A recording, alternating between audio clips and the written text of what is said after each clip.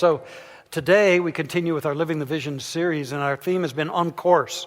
And we've been looking at our soul purpose, our core purpose, and seeking to bring our deepest gifts forward into actualization in our lives. And we've been talking about 5 pathways for empowering the possible. We started with visioning, and that's going to our hearts for a deeper sense of why we're here, a deeper vision for our lives. Then it was about claiming. It's about saying yes and a deep and powerful commitment to that emerging vision. And then initiating, going forward courageously into the expression of that vision, bit by bit in our lives. And then last week we talked about celebrating as a power stance, that we celebrated it to keep the engines going and the fire lit behind our vision. And that brings us to today and a teaching story. It's a story about 3 men in days of old who were sentenced to die on the guillotine. And so the first man was laid there, and they pulled the rope, and the blade came down, and it stopped just inches short of his throat. And they thought of it as a miracle, and they let him go. And a second man was laid down there, and the same thing happened, and so his life was spared. And so then the third man was laid down there, and he looked up, and he says, "Oh, wait, I think I see the problem," and the pulley's there. The many ways we can sabotage our lives. So many ways. And I want you to know of a way that we sabotage our lives that sometimes isn't fully understood. We sabotage our lives when we hold our good to ourselves. We sabotage our lives when we keep the scope of our lives small and isolated and self-serving and fearful. And so what we get to explore is the power of a greater vision as it can expand our lives through the final pathway we're talking about in this series, serving. It's the ultimate frosting on the cake of all of these, is that as a vision emerges, as we claim it, initiate it, and continue to celebrate it, we swing out in serving. And our lives get bigger and our vision is prospered. I want to talk about snorkelers and scuba divers. You know, snorkelers, they got those masks, and they got a little tube which they breathe through. And, snorkelers, they get to hover and float on the surface, and they can look down and get a sense of the teeming life of an ocean or a body of water. They can see the fish a bit and see the undergrowth. And sometimes they can dive down just a little bit, but they've got to come up pretty quick because it's all about breathing through that tube. Scuba divers, on the other hand, are equipped to go deeper. Equipped to go deeper. And they can go deeper, and they can be with that. They can swim with the schools of the fish. They can go down to the surface and look up, or the floor and look up. They can be near the beautiful living coral and the plants, immersed in the experience. And so the question arises, are you a spiritual snorkeler or a spiritual scuba diver? Are you content to simply float at the surface of spiritual experience? Or are you willing and ready to plunge into the depths of the experience of the divine, the experience of your spiritual potential in a way that gazing from afar cannot give you? You see, on-course living calls us deeper. Calls us deeper. It calls us to an ever greater spiritual maturity. And I think that's so important to know in this life of ours, that it is about going deeper. I'm very clear that there is a point where in our growth we plateau or we begin to decline unless we channel our efforts and our gifts into serving life and others. There's a point where we stop growing unless we're serving, gang. And I think the reason some keep a hands off with this thing called serving is that they've defined it or they've imbued it with a sense of sacrifice. It's like I'm giving up a whole lot. Or a sense of obligation or duty, when service is one of the deepest joys. And rather than constricting our lives, service has the incredible opportunity of opening up our lives into greater dimensions, greater gifts, greater opportunities, greater blessings of every kind. It's really a key to a powerful on-course life. And the enlightened masters throughout the ages have declared this. The master teacher Jesus said, "Whoever wants to be great among you must be your servant." And about his own life, he said, "I did not come to be served, but to serve." And Gandhi, he said, the best way to find yourself is to lose yourself in the service of others. We don't always think of it that way, but to lose and give ourselves in service is the way to really find ourselves. I think Albert Schweitzer, the great Albert Schweitzer, really hit the nail on the head. I don't know what your destiny will be, but one thing I know, the only ones among you who will be really happy are those who have sought and found how to serve. It is such a blessing. You see, in our teaching, we understand that we live, move, and have our being in the all-creative, all-originating spirit, that we're one with God. We're one in expression with God. God is expressing as us. And so God's not up in the clouds. It's the reality, the divine intelligence, the infinite life everywhere present. And we're a part of it. And being a part of that divine life, we are designed to be outlets of it, not holders or containers of it, because everything it gives us is a blessing to us. We're meant to be outlets of that. And all we have to do is look around in nature and see how life forms are simply choosing to be outlets. They're just designed to be outlets for their design, their expression, their beauty in life. And we too, but humanity in our free choosing, we can lose track of that. And we can forget that. And so much of humanity falls into a sense of separation from God rather than immersion in God. And in that separation, they become fearful and needy. And individuals who are fearful and needy will design a life that's all about getting and taking rather than giving back. Oh, but life frees up and we actually receive more when we catch the vision that we're here to serve and to give back and to be those outlets of the divine. And it's such a beautiful thing to experience. I've got a few examples of this to share with you. And the first comes from a part of our Mile High family who found a way to give that was very unique in service to someone he loves. And so we're going to roll a little short video of a wonderful man in our church called Felix Vell. My name is Felix Vell. What I really embrace is the idea that we create our realities. What's going on in our minds, our thought becomes our word becomes our deed. That's what I really embrace. So I donated my kidney to my ex-wife several years ago.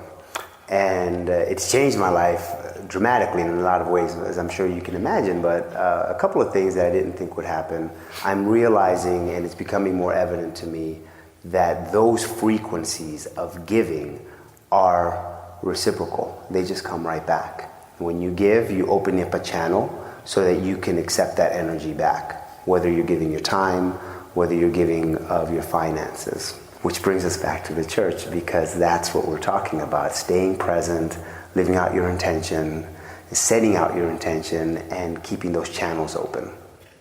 Felix Vell donating his kidney. What a great mile higher, and what a great spirit, high consciousness of this thing. I'd like to introduce you to a wonderful lady who found her vision and her service. Her name is Davison. Here is her picture up there. Davida lives in Detroit. She's the granddaughter of a preacher, and she was so troubled with the economic devastation of Detroit when the auto industry lost its footing, and what continues to be kind of a devastation. And she sought, how can I serve? How can I help? And her own life was adrift as well. And then she got the idea that she noticed that a lot of people were very malnutrition. Being of a lower economic base there in Detroit, they were buying fast foods and high starches and high sugars, and a lot of illness was resulting from this. And yet she saw all sorts of deserted plots of land around the city, and she got the vision for urban agriculture. And so she organized many, many people to plant plots of gardens all throughout the city. It's becoming known as a city of urban agriculture. And she found herself, and she found her joy. And she brought people together, and she says, these aren't plots of land where we're just growing tomatoes and carrots. We're building social cohesion as well as providing healthy, fresh food. A vision found through how can I serve? A challenge that's afoot. And she discovers her own life in the process. Let me introduce you to a young man named Austin Perrine. He calls himself President Austin Perrine. There he is in his cape in front of the White House. He's received a lot of awards. Why is that? Well, one time he was watching the Animal Planet show, and he saw an episode where a panda abandoned its cub. And his dad, Terrence, happened to mention, well, Austin, I guess that little cub's going to be homeless for a while. And Austin replied, well, are people homeless? And he said, yes, there are. And he said, Dad, I want to have you show me homeless people. Show me a homeless person. And so his dad said, all right. They got in the car, and it didn't take them long. And they found a homeless person. And Austin demanded that they go get food for this young man. And they gave them food. And they spent the whole day giving food to homeless people. And Austin was on top of the world. He enjoyed it so much that he said, Dad, I want to make this a regular thing. And he devoted his allowance to buying food to give to the homeless. Well, Burger King heard about this, and they decided that they were going to give Austin Perrine, President Austin Perrine, $1,000 a week toward the food that he was going to be giving out. And he's been doing that. And he says, feeding the homeless is the highlight of my life. Can you believe that? A little kid gets it. And anytime you give yourself to service, greater bandwidths of service come along, because his father, Terrence, says, Austin and I want to build a facility and get some specialists in here that can actually help these people get back into the workforce. So beautiful. Serving and finding your life. And let me go to the other end of the age spectrum and introduce you to Paul Taz Nur. Here's his picture. Now, Paul was a senior director of operations for a mid-sized company until at age 64, after 40 years of serving that company, he was laid off. And of course, he was devastated by it. For a couple of years, he tried his hand at consulting, and while he was doing a little of that, it was very hollow to him. So he did what I'm encouraging you all to do. He asked, what are the ways that I'm here to serve? And there was an incident, and he is, by the way, an engineer, where his wife was having an experience I have, and I bet you have too, trying to get into something that had that hard plastic wrapping in it. And I am very non-ministerial when I come across that stuff, trying to get in there. And Paul had that experience, and then it hit him, that he had always been so concerned about the pollution of plastics in our world. And so, 2 years later, at the age of 66, he became an entrepreneur. And he started a successful company that he now runs that designs and manufactures biodegradable packaging from paper waste, from agricultural and textile waste. And he's contributing to the reduction of the billions of pounds of these plastics that are polluting our land and our rivers and our oceans. And he's never been more alive. Never happier, never more fulfilled, because his vision is unfolding and he's in service. And his motto is, it's never too late to reinvent yourself. To me, all of this speaks to the power of serving, which not only helps in the world, but it unleashes us in such a powerful way. So I want to offer you then 4 steps that I think are integral to finding and honoring the path of serving. And the first is ask beautiful questions. Now, beautiful questions are the ones that are very difficult to answer, but they're the ones that compel our hearts. That look out and see needs, unnecessary needs or challenges or troubles, and asks, why is this? What could be done? How can I be a part of that? To ask beautiful questions unleashes creativity and opportunity, newness. You see, this is different from what I call the fundamentalist mindset. The fundamentalist mindset basically asks no questions. It's about the answers. And the fundamentalist has all the answers in whatever their book is, or their encrusted belief system. So our world isn't evolved by fundamentalists. The world is evolved by those who ask deep questions and bring their creativity forth. The world is actually evolved by misfits and heretics, gang. Welcome to the tribe, by the way. So I'm inviting you to ask the beautiful questions that your heart wants to ask. And inevitably, though you will not get the full answer, you will get a sense of direction and probably an inner impulsion, because you're the one who asked the question. And that'll take you then to the second step. And that is, and this is an interesting one, let your heart be broken. I think one of the ways that we lead a complacent, or perhaps an apathetic life is that we remove our hearts from the scene. We shelter our hearts. Our hearts are strong. And at times, we need to be available to what's going on and let our hearts be broken. You know, you ask the questions and then you look and you see the struggles, the suffering, the needless limitation. And you know we need to be present to it and not avoid the feeling. Let our hearts be broken, because my conviction is that when we let our hearts be broken, they can be broken open to greater strength and greater courage. You know, it takes a sense of inner wherewithal, but we're spiritual beings. We're here to be an outlet for the divine. So ask those beautiful questions and let our hearts be broken open so that we can move into higher service. And sometimes we then just have to keep going for it, even when we reach the third part. And that is embrace blessed unknowing. Because anytime you decide to serve, especially if you're impelled by a vision, there's going to be a whole lot of lack of clarity about how do I do it? And how will I know what to do? How will the resources come together? And you just got to be able to tolerate a lot of unknowing, a lot of uncertainty. But the truth is, if you'll just go ahead and do what's before you day by day, continue to celebrate your vision, continuing to keep your heart open in serving, you will be guided. It will come together as you believe that I don't know how, but I'm a part of a greater mind that does know how. And I'm going to let that unfold for me. And so it's to embrace that unknowingness and go for it, even if it is that your efforts will only be finished or fulfilled by future generations, and yet you know it's yours to make your contribution here and now in this one.